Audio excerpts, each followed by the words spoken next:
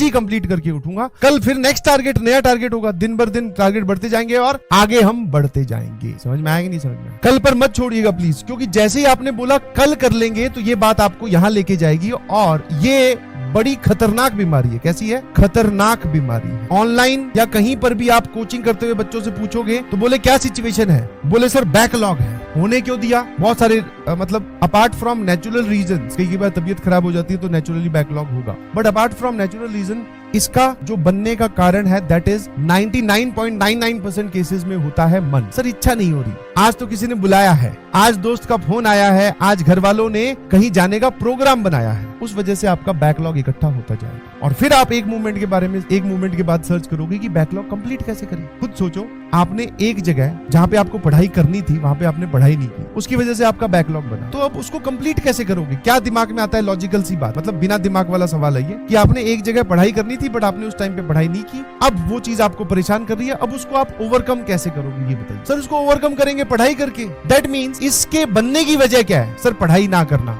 और इसको आप कवर कैसे करोगे? सर पढ़ाई करके, और कोई तरीका नहीं है। ये जो आप बोल रहे हो 1 शॉट 3 शॉट, ये सब सारे भैया शॉर्ट में क्या पढ़ना तो पड़ता ही है, सवाल तो सॉल्व करने ही पड़ेंगे। तो बेसिकली अगर ये चीज बन रही है बिना पढ़े और ये खत्म होगी पढ़ने से, तो सर एक काम करते हैं, बैकलॉग का सबसे बढ़िया इलाज कि इसको बनने ही मत। आप अपना वीकली पूरा का पूरा एक एनालिसिस कीजिएगा।